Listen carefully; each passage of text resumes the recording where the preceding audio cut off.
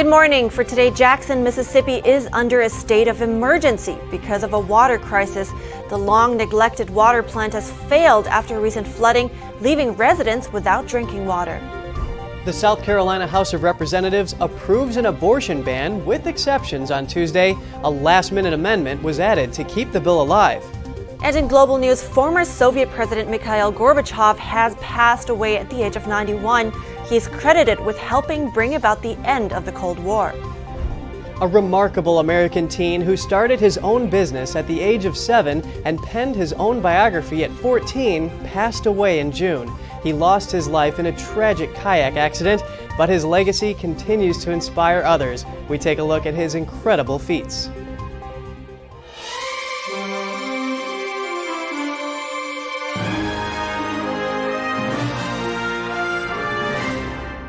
Good morning. Welcome to NTD. I'm Kevin Hogan.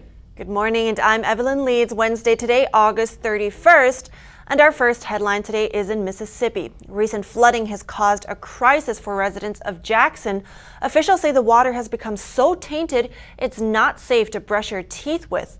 A complete failure of the water system is a possibility officials have known about for some time. And on Monday, it happened. NTD's Jeremy Sandberg has more. Please stay safe. Do not drink the water. Water issues are not a new problem in Jackson, Mississippi. The last few weeks, even like the last few months, like Jackson always has a water problem. You know what I'm saying? They really need to get that together. The current crisis follows a string of disruptions to the city's water supply in recent years, caused by high lead levels, bacterial contamination, and storm damage. It's horrible, and I would like for it to be fixed. Please fix our water. I'm tired of not being able to cook, clean, and do like I need to do. Residents have been under some sort of boil water notice or advisory several times in the last year alone. In 2021, a winter storm shut down the entire system. We need to do something about it because we do pay taxes and we expect that the system will work. State officials are now telling residents to avoid using public water as they work to repair a long-neglected water treatment plant, which has now broken down. After record rainfall and flooding over the weekend, O.B. Curtis Water Plant is no longer pumping out clean water. Due to the flood, they were receiving a different composition of water, right? A different makeup of water that made it more difficult to treat. That's why they were unable to push out more water, because they were making certain that they were effectively treating the water. The city maintains they don't have the financial resources to make repairs on a system that's been neglected for 30 years. Mississippi Governor Tate Reeves declared a state of emergency for some 180,000 residents in Jackson and surrounding communities.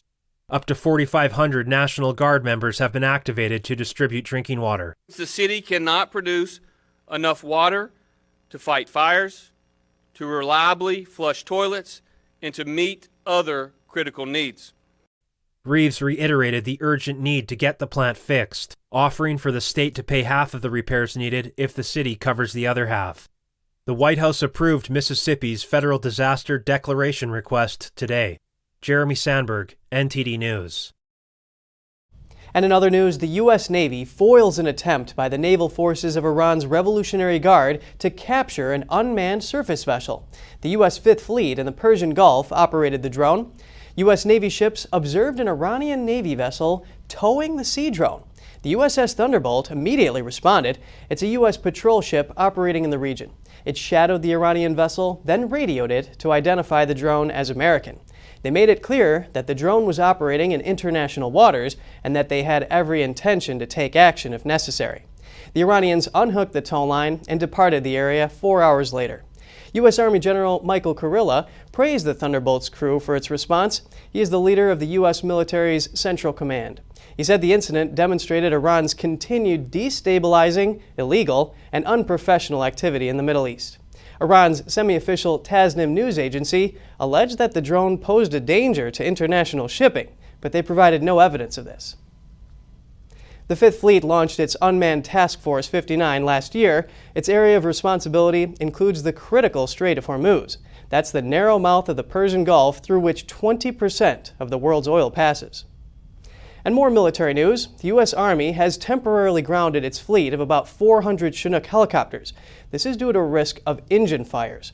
Boeing makes the heavy-lift Chinook helicopters that support disaster relief operations and medical evacuation. International defense forces use them, including those of Italy, South Korea, and Canada. U.S. Army spokeswoman Cynthia Smith said that the Army has identified the root cause of fuel leaks that caused a small number of engine fires. The fires occurred in the H-47 helicopters. Smith said the Army is implementing corrective measures to resolve the issue. The grounding was performed out of an abundance of caution, though no deaths or injuries have occurred. It will be effective until corrective actions are completed. It targets certain models with engines manufactured by Honeywell International. The Chinook is the U.S. Army's only heavy-lift cargo helicopter. It has a unique system that uses rotor blades in both the front and rear of the helicopter. And Mikhail Gorbachev has died at age 91. He's credited with ending the Cold War without bloodshed, and he oversaw the removal of Europe's Iron Curtain. Here are the details.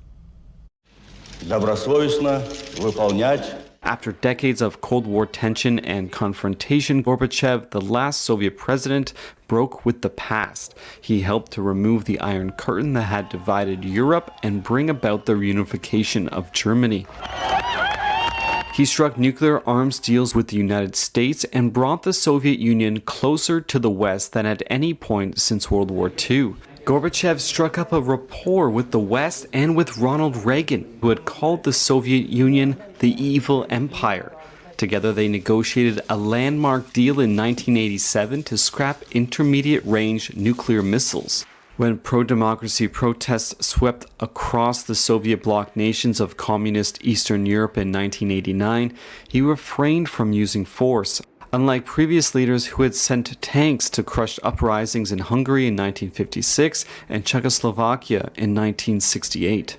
But those protests fueled aspirations for autonomy in the 15 republics of the Soviet Union, which disintegrated over the next 2 years in chaotic fashion. Gorbachev became General Secretary of the Soviet Communist Party in 1985 at age 54. He was a reformer, setting out to revitalize the system by introducing limited political and economic freedoms. His policy of glasnost, or free speech, allowed previously unthinkable criticism of the party and the state, but also emboldened nationalists who began to press for independence in the Baltic republics of Latvia, Lithuania, Estonia, and elsewhere. While he was celebrated in the West, many Russians never forgave Gorbachev for the turbulence that his reforms unleashed, believing it was too high a price to pay for democracy. And in the final months of his life, Gorbachev has seen much of his legacy destroyed as President Vladimir Putin's invasion of Ukraine has brought sanctions on Moscow and talks in both Russia and the West of a new Cold War. As one Kremlin watcher told Reuters, it's one of the ultimate tragedies that none of the values that Gorbachev ultimately came to embrace have been preserved by the leaders of Russia today. Gorbachev biographer William Taubman reflects on his relationship with the former Soviet leader. Taubman is a professor emeritus from Amherst College in Massachusetts. He got to know Gorbachev during a series of interviews. Well, I was talking just the other day to a Russian intellectual, a professor, who, like many other educated Russians and not educated Russians, have fled Putin's Russia. And he said something surprising to me. He said, there are a lot of people who are hoping for another perestroika. That's what Gorbachev's reform process was called. The word in Russian, perestroika, means restructuring. He was a good man. He was a decent man. I think his tragedy is in a sense that he was too decent for the country he was leading and trying to lead in the direction of overall decency. President Biden issued a statement following the passing of Gorbachev. He called the former Soviet leader a man of remarkable vision. The statement described Gorbachev as a rare leader who had the imagination to see that a different future was possible and who had the courage to risk his whole career to achieve it. It went on to describe how Gorbachev had embraced democratic reforms and believed in openness and restructuring. British Prime Minister Boris Johnson expressed admiration for the courage and integrity he showed in bringing the Cold War to a peaceful conclusion. And former U.S. Secretary of State Condoleezza Rice described him as a man who tried to deliver a better life for his people. The South Carolina House approved a bill that bans abortion with exceptions on Tuesday. An amendment was added with an exception for rape and incest and for cases where the mother's life is at risk. The chamber initially rejected the bill without exceptions by 8 votes. After exceptions were added, the bill passed by a vote of 67 to 38. Abortions up to 12 weeks after conception will be allowed if a woman tells a doctor she was raped. The doctor has 24 hours after the procedure to report the case to law enforcement. Those who violate the law could face a felony charge with a $10,000 fine and up to 2 years in prison. Abortion providers could also have their licenses revoked. If the bill is enacted, it will set the time of conception as the starting date for a biological father's child support responsibilities. The bill has one more routine reading vote on Wednesday before heading to the state Senate. And now a black market online for abortion pills is thriving. It was first reported by the Wall Street Journal. Dozens of those websites say they can ship drugs anywhere in the U.S. and they don't need a prescription. People buying those pills can not only face criminal charges, the health implications are severe. Some say that you won't know what you're getting. Joining me to discuss the hazards of chemical abortions is Teresa Marzano. She is the president of the Gen 410 organization. It's good to have you, Teresa. Thank you so much for having me. Appreciate it. Well, Biden signed an executive order that protects abortion pills. So why do people turn to the black market? So, well, they're confused. They're confused right now and they're desperate. So the abortion industry actually drove the market to online telemarketing. That's been their long-term goal since for the last 22 years.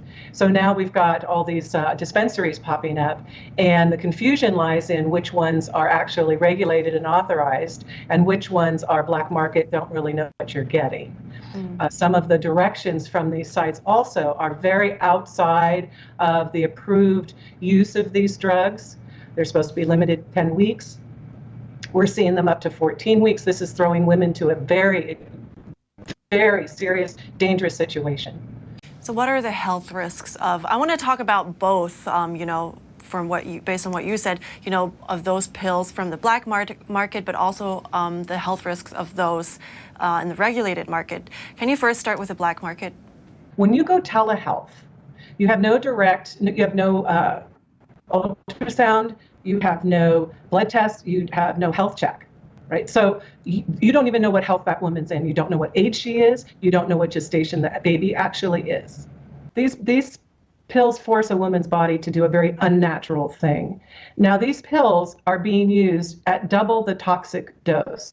So just regulated usage is already a toxic level for the woman's body in order for these pills to work. That's why they have all of the serious side effects. They have the diarrhea, the vomiting, high fevers. These are all toxic indications of the use of misoprostol.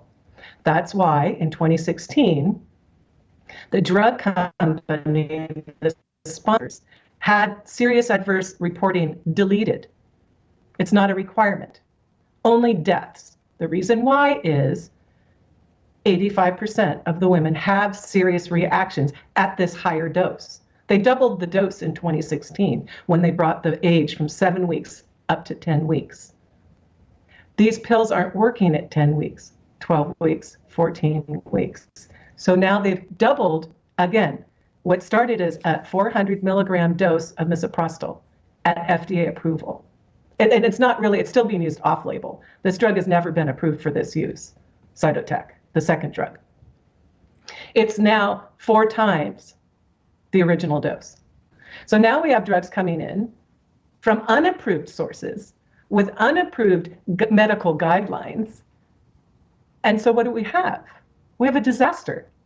However, the drug manufacturers and the FDA are responsible for this. When they have a drug approved, they're required to foresee any black market issues. Where we need to go now is we need to get this drug withdrawn. The regulations, the safe regulations, this is full exploitation of unsuspecting women. They trust the FDA. They trust their doctors. That's some very interesting information and insights that you have there. We got to end it here, but thank you so much for your insights, Teresa Marzano, Gen 410 organization. I appreciate it. You're welcome. Thank you. Still to come, New York is making it illegal to carry a gun in certain areas. There are also new requirements for issuing concealed carry permits. Find out more about the new law that goes into effect Thursday. And Japan aims to develop and mass produce long-range missiles. It's part of a military expansion aimed at meeting threats from China and Russia. Stay tuned for more right here on NTD Good Morning.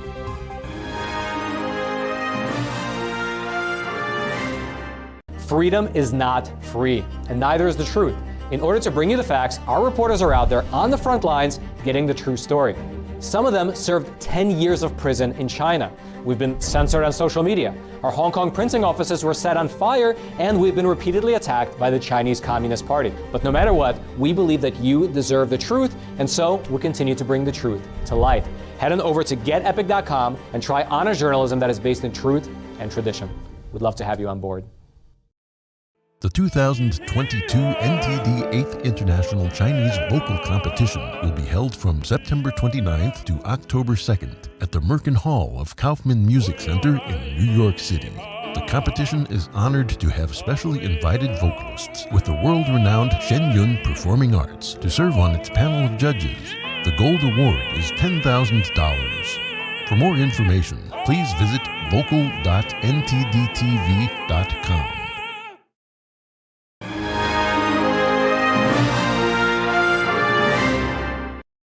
Welcome back. Japan will develop and mass produce a cruise missile and a high-velocity ballistic missile. The announcement came today as Japan seeks the ability to strike more distant targets.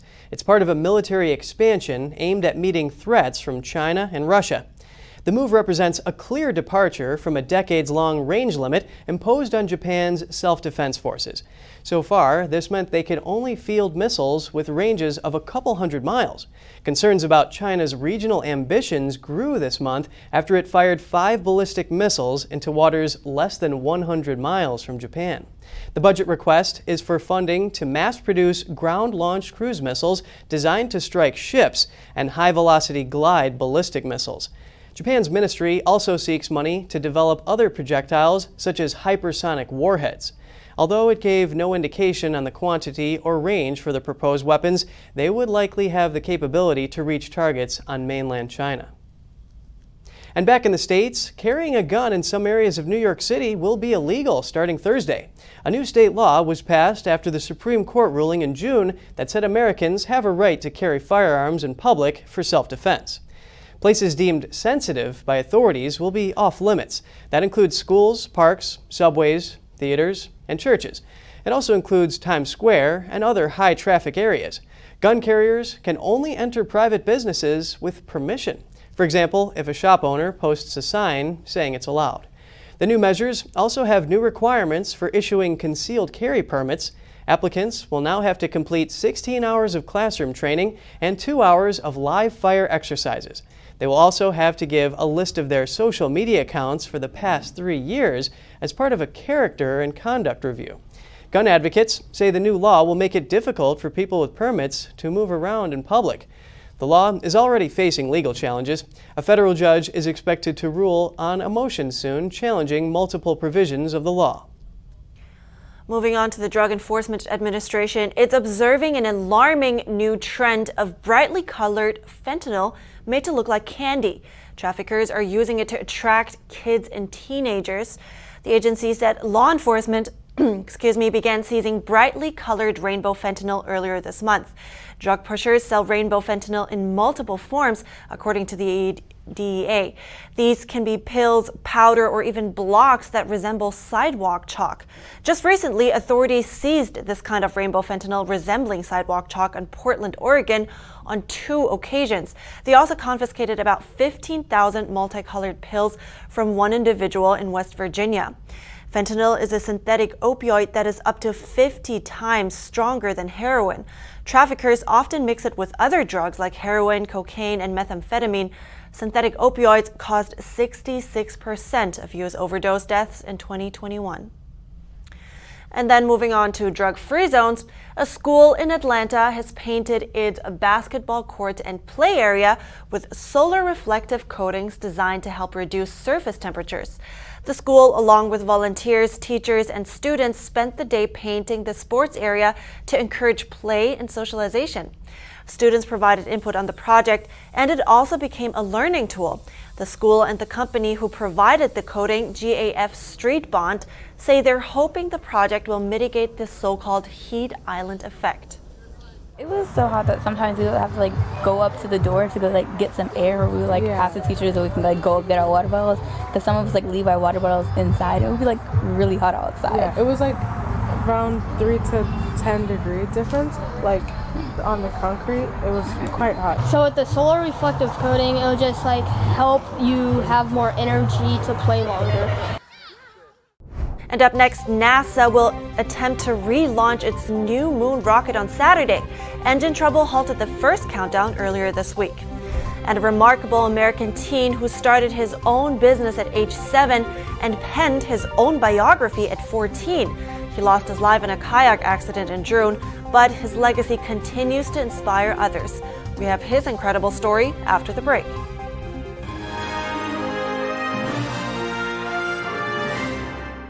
Communism is evil. Oh, come on. Listen, if you're as tired of the censorship as I am, I've actually got good news for you. Check out epictv.com. It's a brand new censorship-free video platform where you can find not only my show, but other deep documentaries, great programs, and honest movies that bring you the news without all the spin and the fake narratives. So, I'll see you there.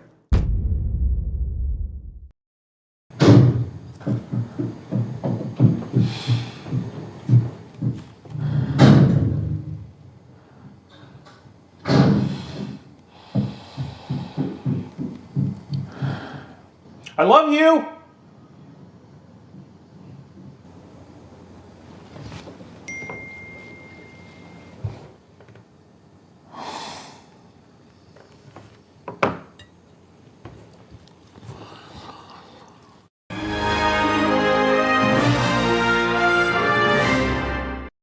Good to have you back. NASA will try Saturday to relaunch its new moon rocket on a test flight. Engine trouble halted the first countdown earlier this week. Managers said Tuesday they are changing fueling producers. A bad sensor also could be to blame for Monday's scrapped launch. NASA mission manager for Artemis 1 says if engines can't be thermally conditioned, the launch will not go ahead.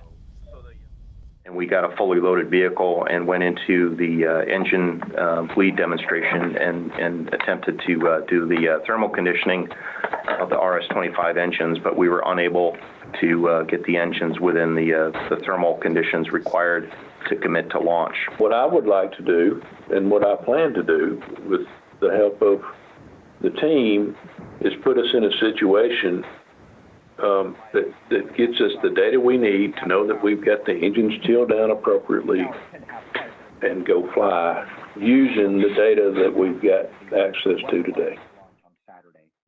Just 3 test dummies will be on board this time. If successful, astronauts could attempt a lunar landing in 2025. And it will be the first capsule to fly to the moon since NASA's Apollo program 50 years ago. And a remarkable American teen with selfless motives passed away in a tragic kayak accident at 14 years of age, 1 month after releasing his autobiography. His legacy continues to inspire others, and we take a look at the incredible feats he accomplished as a child and spoke to his father, who encouraged him every step of the way.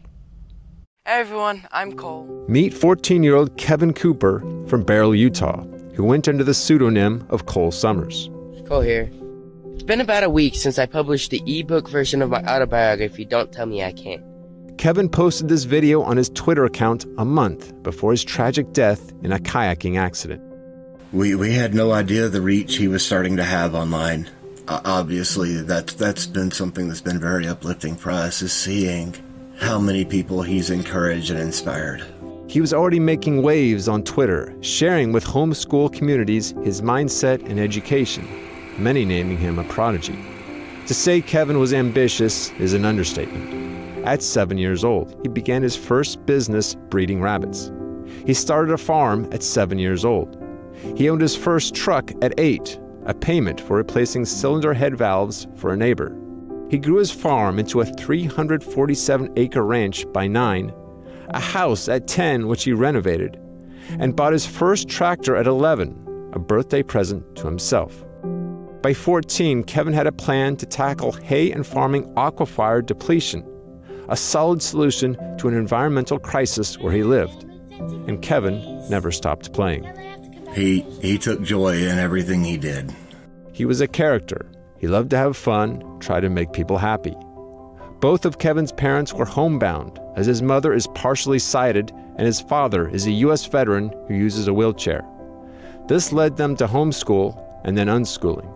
It turned into unschooling when he was 6, and he became enthralled with studying Warren Buffett and Charlie Munger. Kevin wrote his autobiography when he was 14. He called it Don't Tell Me I Can't, an ambitious homeschooler's journey. The book covers the story of his family and what shaped his mindset.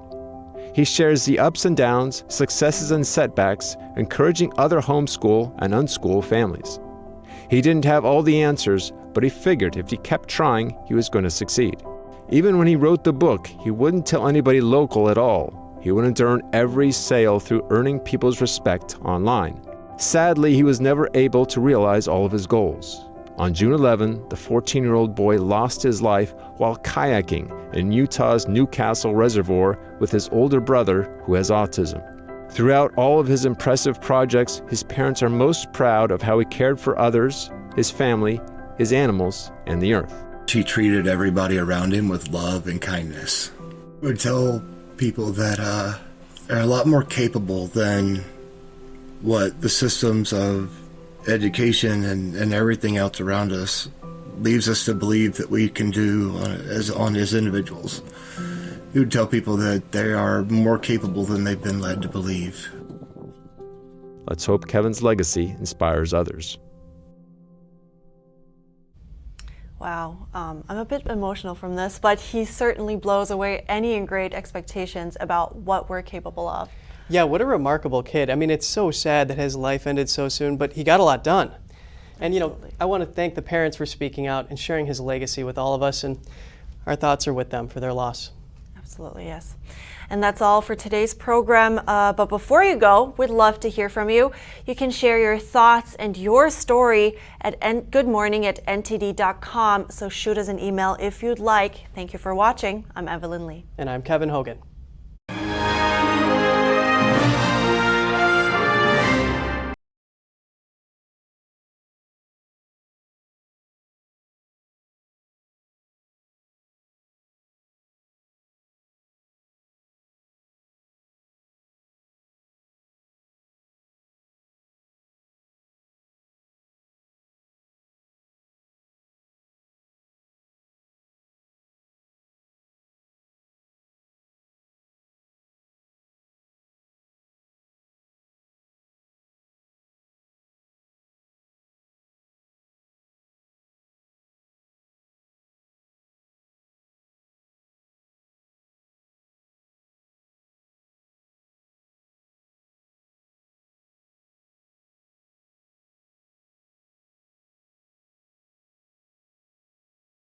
Thanks for watching us on YouTube. Did you know YouTube only keeps selective videos on its platform? So if you want to make sure you get the full picture, just subscribe to our newsletter. Go to newsletter.ntd.com and sign up. It's free.